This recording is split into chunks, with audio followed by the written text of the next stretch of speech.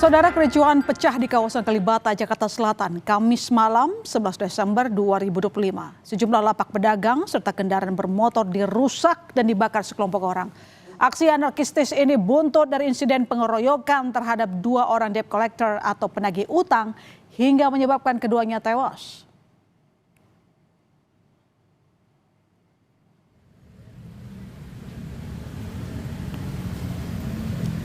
Sekitar jam 7 malam, sekelompok massa datang ke lokasi sebagai reaksi dari insiden pengeroyokan 2 penagih utang.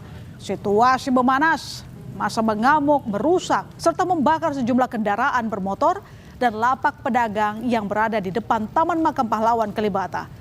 49 petugas damkar dengan 8 unit mobil dikerahkan memadamkan api, dibantu mengamankan dari polisi dan TNI.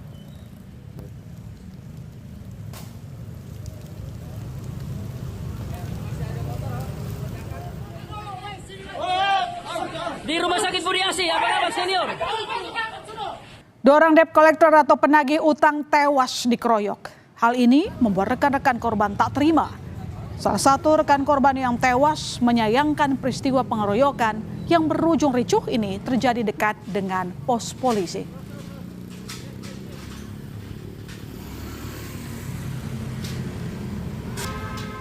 Yang jelas korban atau TKP di sini adalah adik-adik kita, nggak sampai 100 meter dari Polsek Kalibata, pos polisi Kalibata. Kecewa luar biasa, kecewa luar biasa bahwa adik-adik kita kerja dengan aturan, ya.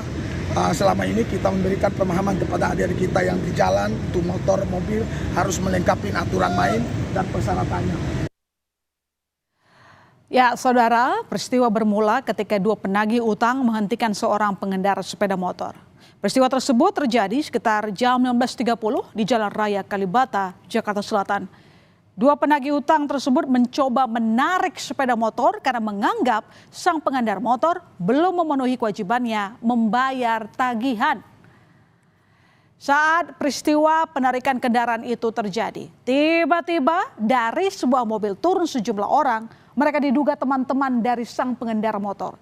Situasi menjadi panas berdasarkan saksi mata. 2 penagih utang tiba-tiba dikeroyok. Pengeroyok langsung meninggalkan TKP. 1 penagih utang tewas di TKP, 1 lainnya tewas di rumah sakit. Setelah pengeroyokan, sekelompok massa yang diduga rekan-rekan korban mendatangi lokasi kejadian pengeroyokan.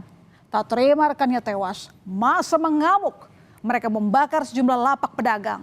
Bahkan sejumlah motor dan mobil tak luput dari amukan massa.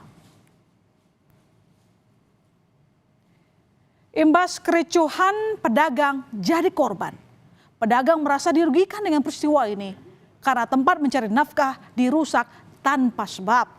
Rugi material dan imaterial sudah pasti.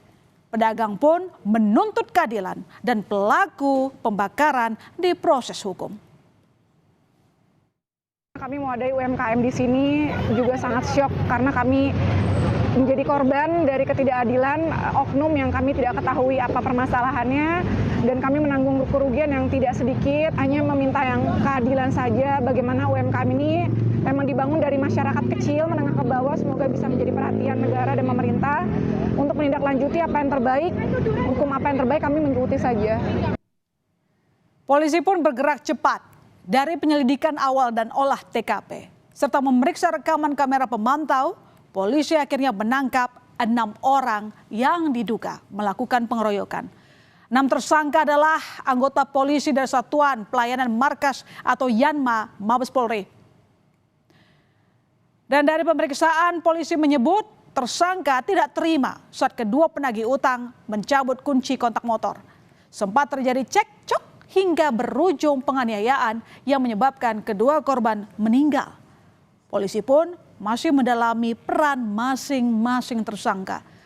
Ke-6 tersangka saat ini dikenai pasal pengeroyokan yang mengakibatkan korban meninggal serta diperiksa terkait dugaan pelanggaran kode etik profesi Polri. Unit kendaraan dari tersangka AM ini diberhentikan oleh pihak Mata Elang, sehingga pada saat terjadi penarikan kunci kontak dicabut, pihak anggota Polri tadi tidak terima atas perbuatan tersebut. Sehingga terjadi cekcok dan terjadilah penganiayaan, pengeroyokan yang mengakibatkan korban meninggal dunia. Polda Metro Jaya menyoroti semakin maraknya kasus penarikan kendaraan yang menunggak oleh debt collector di Jakarta. Kabid Humas Polda Metro Jaya, Kombes Budi Hermanto bilang, kejadian di Kalibata akan jadi evaluasi SOP penarikan kendaraan. Perusahaan pembiayaan harus mengatur regulasi yang tepat dalam penarikan kendaraan.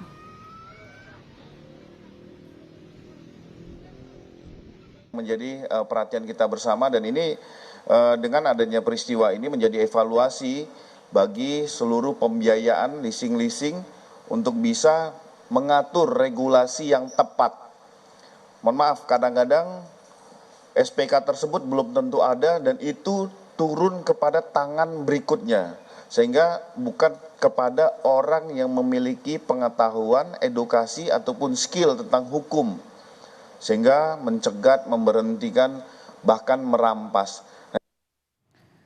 Polisi telah menetapkan 6 orang jadi tersangka pengeroyokan 2 penagih utang. Namun dalam kericuhan dan pembakaran kios pedagang dan sejumlah kendaraan bermotor masih belum terungkap. Meski begitu, polisi telah melakukan olah TKP, memeriksa jumlah saksi dan memeriksa kamera pemantau untuk mencari pelaku pembakaran di Kalibata. Pasca peristiwa pembakaran lapak tenda dan warung makan oleh sekelompok orang di Kalibata, pelaku usaha yang total berjumlah 64 pedagang ini mengaku masih belum mau berdagang. Selain trauma, mereka juga mengaku sudah kehabisan modal. Namun demikian, pedagang menyebut ada bantuan operasional dari Polda Metro Jaya guna melanjutkan usahanya kembali. Pertama, kita masih trauma. Kedua, mau jualan pun seandainya sudah, karena walaupun sudah kondusif, mau jualan pun kami sudah kehabisan modal karena kami pedagang hancur semua. Jadi kasihan teman-teman yang lain mau jualan pun juga tidak ada modal lagi. Makanya untuk selanjutnya kita mempersiapkan segala sesuatunya agar bisa jualan kembali. Sementara itu, Gubernur DKI Jakarta Pramono Anung masih menunggu hasil penyelidikan polisi pasca kericuhan yang terjadi pada Kamis malam. Pramono bilang akan berkoordinasi dengan pihak terkait untuk putuskan pilihan antara perbaikan atau relokasi lapak yang terbakar.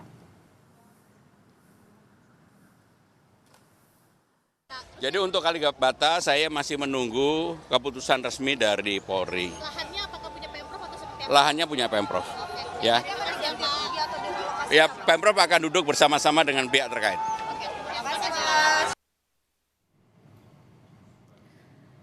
Ya, saudara, kasus Kalibata jadi pembelajaran.